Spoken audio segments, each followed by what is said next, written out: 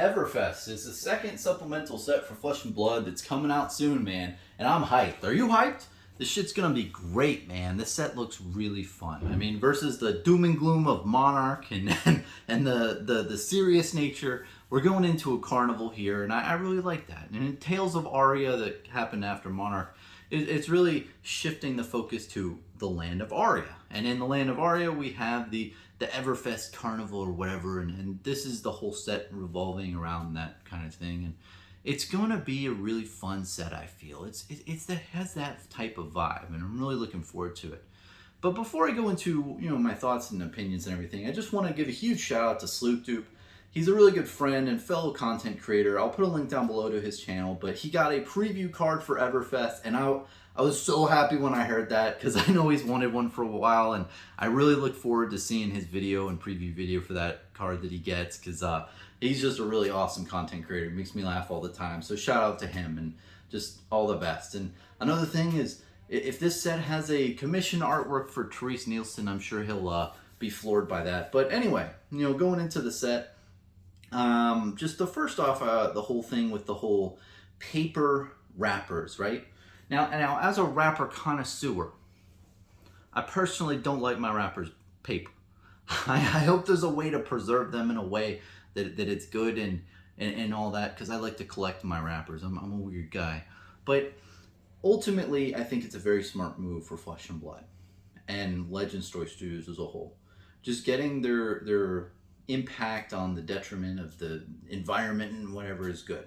The one thing I just want to say, and I said this previously in a video, what's cool is I made a video about Legend Story Studios converting their products to more, eco-friendly stuff a couple months ago. So it's great to see them actually, doing that.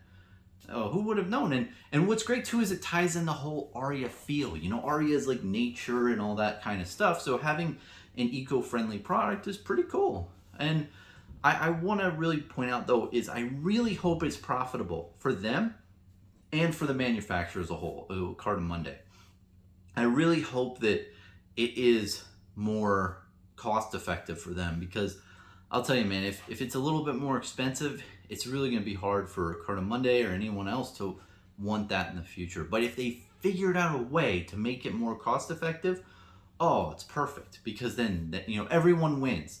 The environment wins because they don't get to be polluted as much. Legend Story Studios wins because the price of the product is less. Cardin Monday wins because the price as well is reduced as well. So everyone wins in that scenario. But if it is more money, it's going to be tough, because I feel like the price of the product is going to eventually be relayed onto the consumer.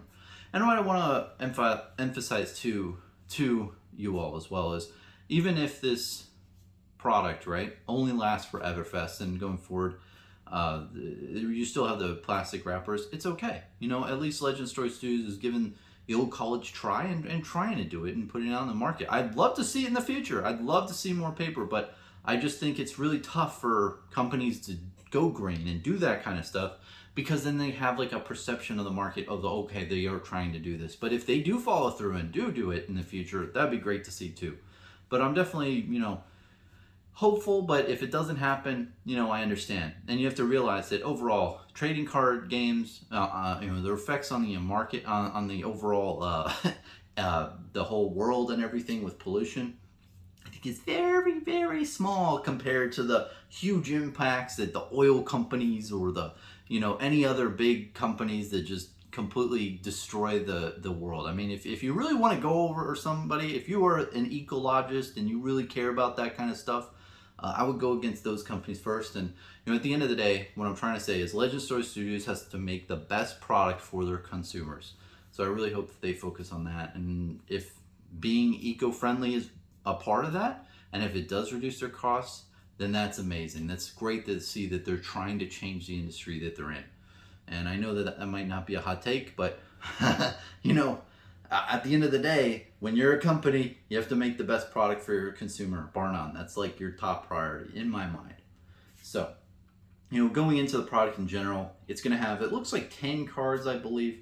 I didn't do too much research for this, but like 3 premium slots and then 7 other slots. It's going to be interesting. It's going to be cool to open and see what cards there are, because apparently in the whole bio that I read, it said that this product is going to have cards for every single class in the game. Now, does that mean class cards for every single class in the game? Or does that mean it's going to have just generic cards as well? Because if you have like one generic card in the set, then you can say, hey, it has cards for every class in the game. Because as a generic card that is used for all the classes. Because what confuses me is, well, there's merchant, there's all these other random classes that aren't used as much, like, data doll and everything. Well, I guess data doll's a mechnologist, but are you going to have all these different class cards printed, or are they just going to have a lot more generics?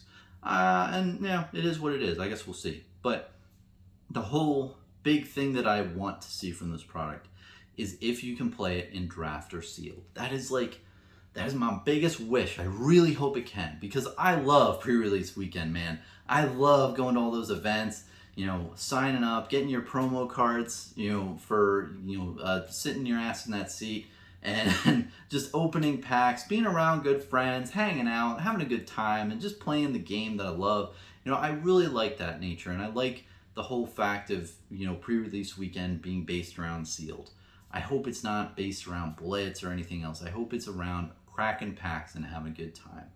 And honestly, I think Legend Stories to the Studios have seen, like with, Crucible War, I think there's only like 3 generic cards. And I think that it was very close to be able to where you could, play it in sealed or draft. I don't think you need too many generic cards in order for it to be able to be played in, the sealed format. And the thing too to note is that Crucible War had a bunch of new hero cards, which is cool. It's cool to play with different heroes, but the thing is, it wasn't being able to draft, which is crazy because you couldn't play like Benji in draft or Data Doll in a draft sense or in a sealed tournament, which was kind of ironic because it's like, okay, you have all these new young heroes, but you can't play them in the sealed format, it just didn't make sense to me. So I really hope in this new set, Everfest, we get to see that. If not, it is what it is. But it just looks like a really fun thing to open. And I'm really excited to see what they're going to do with this product. Because I've analyzed this game a lot. And if you look at after Crucible War, we have Monarch and Tales of Aria.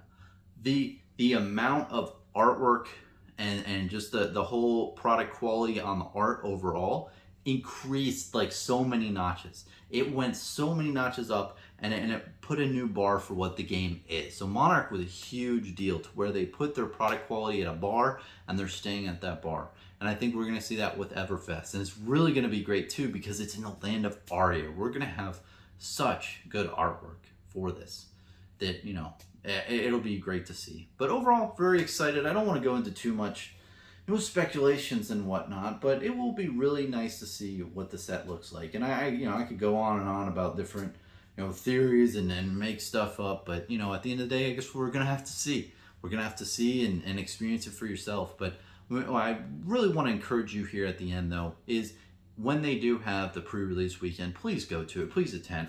It's one of my it is my favorite events to go to for Flesh and Blood, because everyone's happy, everyone's looking at new cards and discussing them and talking about new combos and strategies. And when you're playing the sealed events, it's really chill. If people want to take stuff back, it's no big deal because the prize isn't like huge. It's not like you're at like some national tournaments or some big event. It's just a really great time to talk with friends and hang out and be a person in the community. So out of any events, if you're that kind of guy, and I will tell you personally, I don't go to the local game store as much. I really wish I could. I've just had a really busy life recently, and I honestly I was too scared maybe 5 years ago to go to local game stores and hang out and just chill. But it's a great experience, and especially Flesh and Blood. Everyone's so nice. People open you with open arms. They embrace you with open arms at these Flesh and Blood events, and not all the time. But I'm telling you, for the majority of events that I've been to, especially the pre-release weekend ones, even if you're a brand new player, people are just really happy that you're there and hanging out and having a good time. So, and another thing I want to note is sign up for them early, right? You don't want to be that person who gets there and you're not signed up and you're not able to play or hang out and do that stuff. So sign up early, find your local game stores to go to. I'm definitely gonna try to go to the Collective and probably a lot of other game stores in my area. And another thing too is if you're a collector, man, you get promos for attending pre-release weekend. I went to, I think, 3 or 4 different Monarch previews, and I got all the cold foils. And honestly, now they're not too much, but hey, I think those cards are like $10 each. So I got 2 cold foil promos that are $10 each, so that's $20. And the event costs $30 to participate. So literally, you get the money back from participating. But not only that, another thing to note is when you open these cards for pre-release weekends, there's not that much a supply of cards out to the market yet. So it's the perfect time to sell cards if you're interested in doing so. Not financial advice, just obvious advice for anyone who's ever opened trading card games on pre-release weekend ever, is that there's not that many cards out there. So when you put cards on the market, you can sell them to the highest paying people and you get the money's worth. And just a note, this is not financial advice as well. Obviously, what happens is 2 weeks after a set gets released, I don't know why I have to say this, but 2 weeks after a set release, the prices of all the cards go down. So if you're interested in purchasing these cards from Everfest or any set in the future, usually after the 2-week mark, guess what happens? People open a lot of packs, more supply gets added to the market of singles, so the price goes down. So I know that is going to be a shocker for everyone. And I bet you, man, this is a little prediction, is that 2 to 3 weeks after Everfest gets released, people are like, oh, the Flesh and Blood market is taking a dip, it's going down, it dropped 30%. I don't understand why Everfest cards went down so much in after 2 to 3 weeks of release. Don't freak out. Be smart. Realize the trends from the past, from other trading card games like Magic and all the other ones, that this happens. Set gets released, cards are sold in the first 2 weeks, and price swings up and down, and you have no where it goes crazy. And then after 2 to 3 weeks, prices slowly drop off as more supply hits the market. It happens that way. Unless there's a shortage of product and there's whole things and all that mess. But I'm just saying in general, you'll probably see that happen out there in the market and everything. But overall, I'm really excited. I really hope preview season is going to be great, and encourage anyone out there to attend those. They're really cool. And especially because if you're a collector or anything, you don't have to worry about people being so like intense and trying to win at all costs and everything. It's a much more friendly event, and it's a lot of fun because you're opening packs and you're just chilling out. So that's my thoughts on Everfest. I know I didn't go into too much speculation on the cards or what's going to be or whatever the heck it is, but sometimes in life you just gotta wait for it to come out. It's going to come out in 3 to 4 weeks from now.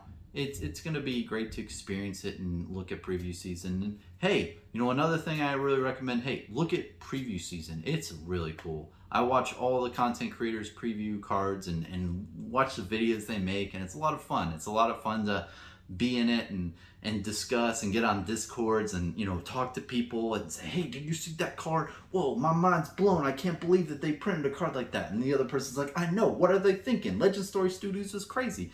And then you see all these different conversations. It's a lot of fun. And sometimes people are saying, hey, are they gonna make an 8th Runeblade person? And then 80% of the Discord's like, no, why would they ever make another Runeblade?